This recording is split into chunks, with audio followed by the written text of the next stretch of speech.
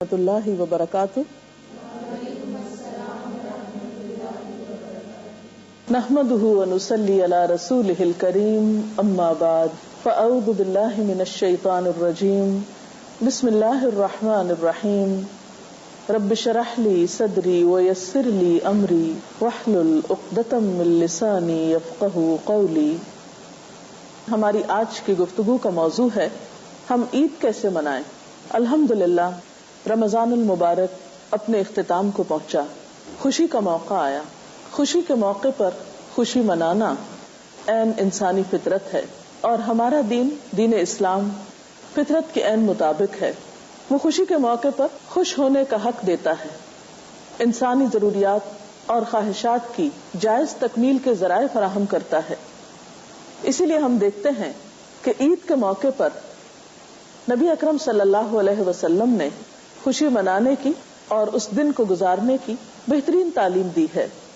نبی صلی اللہ علیہ وسلم جب مدینہ تشریف لائے تو فرمایا تم سال میں 2 دن خوشیاں منایا کرتے تھے، یعنی اسلام سے پہلے. اب اللہ تعالیٰ نے تمہیں اس سے بہتر 2 دن عطا فرمائے ہیں، یعنی عید الفطر اور عید الاضحیٰ. یہ بخاری کی روایت ہے. عید کا تعین چاند دیکھ کر ہوتا ہے. عید کے چاند کو دیکھنے کے لیے کوشش بھی کرنی چاہیے، اور چاند دیکھنے کا موقع بذات خود ایک خوشی کا موقع ہوتا ہے.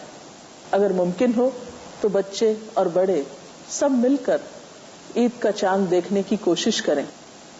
ایک روایت میں آتا ہے کہ آپ نے فرمایا جو دونوں عیدوں کی شب قیام کرے گا نیک نیتی اور اخلاص کے ساتھ، یعنی کچھ نوافل وغیرہ پڑھے گا، تو اس کا دل نہیں مرے گا اس دن جب اور دل مردہ ہو جائیں گے. چاند رات کو ہی یا عید کی نماز پڑھنے سے پہلے ایک اہم ذمہ داری جو سب کو ادا کرنی ہے وہ ہے فطرانہ کی ادائیگی. فطرانہ گھر کے تمام افراد کی طرف سے ہوتا ہے. ہر مسلمان، غلام ہو یا آزاد، مرد ہو یا عورت، چھوٹا ہو یا بڑا، روزہ دار ہو یا غیر روزہ دار، صاحب نصاب ہو یا نہ ہو، حتیٰ کہ دودھ پیتا بچہ، اس کی طرف سے بھی صدقہ فطر ادا کیا جائے گا. یہ وہ صدقہ ہے جس میں تمام مسلمان شریک ہوتے ہیں.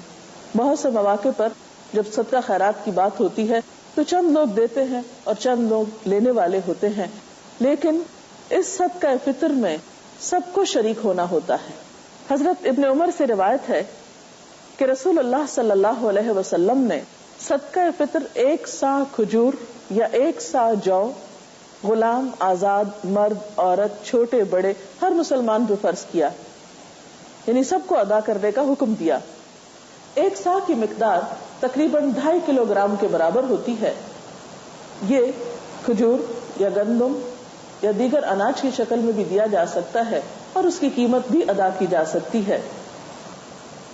عید کا نام سنتے ہی ذہن میں زیب و زینت کا خیال آتا ہے. عید کے دن غسل کرنا، صاف ستھرے کپڑے پہننا. عید کے دن کی ابتدا بھرپور تیاری کے ساتھ ہونی چاہیے. اس دن خوشی کا اظہار کرنا چاہیے اور خوشی کے اظہار کے لیے گھر کی زیب و زینت اور اپنی ذات کی زیب و زینت کا اہتمام کیا جانا چاہیے. اس کے لیے غسل کرنا، صاف ستھرے یا نئے کپڑے پہننا اور زیب و زینت کا اہتمام کرنا پسندیدہ ہے.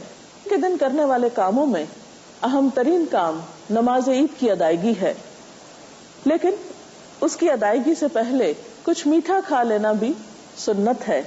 حضرت انس بن مالک رضی اللہ تعالی عنہ کہتے ہیں کہ رسول اللہ صلی اللہ علیہ وسلم عید الفطر کے دن کھجوریں کھائے بغیر عیدگاہ کی طرف نہیں جاتے تھے، اور نبی صلی اللہ علیہ وسلم تاک کھجوریں کھاتے تھے، یعنی 1 یا 3 یا 5.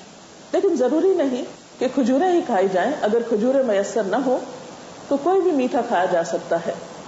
عیدگاہ جاتے ہوئے تکبیریں پڑھنا بھی ایک مسنون عمل ہے. تکبیر کا مطلب ہوتا ہے اللہ تعالیٰ کی بڑائی بیان کرنا. ایک روایت میں آتا ہے کہ نبی صلی اللہ علیہ وسلم عید کے دن صبح سویرے نکلتے، عیدگاہ تشریف لے جاتے اور عیدگاہ جانے تک تکبیریں پڑھتے، پھر عیدگاہ میں بھی تکبیریں پڑھتے، یہاں تک کہ امام خطبے کے لیے بیٹھ جاتا، پھر تکبیریں پڑھنا چھوڑ دی جاتی. نماز عید کے لیے حضور صلی اللہ علیہ وسلم جو تکبیریں پڑھتے تھے وہ کچھ یوں ہیں: اللہ اکبر کبیرہ والحمد للہ کثیرا وسبحان اللہ بکرۃ واصیلا، یا پھر اللہ اکبر لا الہ الا اللہ واللہ اکبر وللہ الحمد۔ نماز کے لیے مصنون طریقہ یہ ہے کہ انسان جاتے ہوئے ایک راستہ اختیار کرے اور واپسی پر دوسرا راستہ۔ نماز کے لیے جاتے ہوئے سواری بھی استعمال کی جا سکتی ہے۔ اس کے علاوہ نماز کے لیے خواتین اور بچوں کو بھی حاضر ہونا چاہیے۔ اس دن صبح کے وقت سوتے رہنا اور بیزاری کا اظہار کرنا یا بار بار یہ کہنا کہ عید کے دن بہت بوریت ہوتی ہے، کوئی مزہ نہیں آتا، یہ ناپسندیدہ چیز ہے۔ اس نعمت پر، خوشی کے ملنے پر اللہ تعالیٰ کا شکر ادا کرنا چاہیے، اور شکر کی ادائیگی کا طریقہ کیا ہے کہ انسان صبح سویرے زیب و زینت اختیار کرے اور عیدگاہ کی طرف چلا جائے۔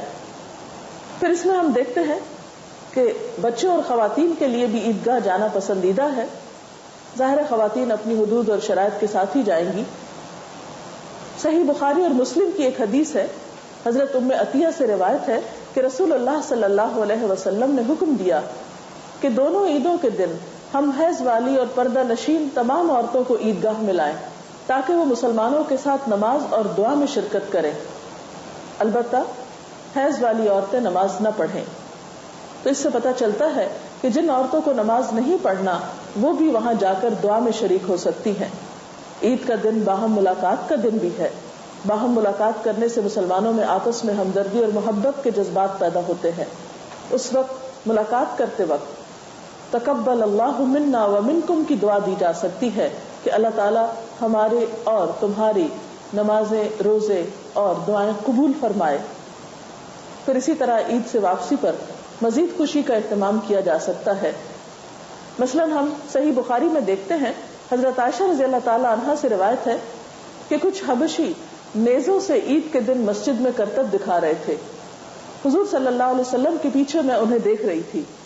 حضرت عمر نے ان کو ڈانٹا، لیکن حضور صلی اللہ علیہ وسلم نے فرمایا عمر جانے دو، اور ان سے کہا اے بنی ارفدہ تم بے فکر کھیلو۔ اسی طرح حضرت عائشہ کا بیان ہے کہ عید کا دن تھا، کچھ لونڈیاں بیٹھی دف بجا رہی تھی اور جنگ بعاث کے متعلق اشعار گا رہی تھی۔ اتنے میں حضرت ابوبکر تشریف لائے اور فرمایا نبی صلی اللہ علیہ وسلم کے گھر میں گانا بجانا؟ نبی صلی اللہ علیہ وسلم نے فرمایا ابوبکر رہنے دو، ہر قوم کے لیے عید کا ایک دن ہوتا ہے اور آج ہماری عید کا دن ہے۔ تو اس سے پتہ چلتا ہے کہ خوشی کے موقع پر خوشی منانا یہ بھی اسلامی طریقہ ہے، لیکن عموماً ہمارے ہاں عید کے موقع پر خوشی منانے کا تصور ختم ہوتا چلا جا رہا ہے۔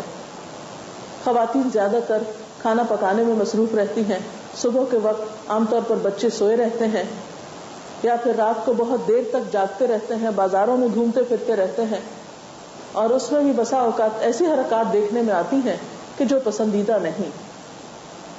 رمضان بھر روزے رکھ کر عید کی رات کو تقوی کے خلاف کام کرنا اسلامی اخلاق کا حصہ نہیں ہو سکتا۔ ہمیں ایسی تمام چیزوں سے پرہیز کرنا چاہیے جو اللہ تعالیٰ کو ناپسند ہو، کیونکہ عام طور پر دیکھنے میں آیا ہے کہ بازاروں میں بسا اوقات خواتین کو تنگ کیا جاتا ہے، یا آوازیں کسے جاتے ہیں، یا غیر ضروری طور پر گھوما پھرا جاتا ہے۔ ان چیزوں کا خوشی منانے سے کوئی تعلق نہیں۔ اسلام میں خوشی منانا بھی باوقار طریقے سے ہے۔ پھر اسی طرح بعض اوقات یہ بھی دیکھنے میں آیا ہے کہ خوشی منانے کے لیے ہم جو کپڑے پہنتے ہیں یا زیور پہنتے ہیں تو ان میں کمپٹیشن شروع ہو جاتا ہے، باہم مقابلہ بازی کی کیفیت ہوتی ہے۔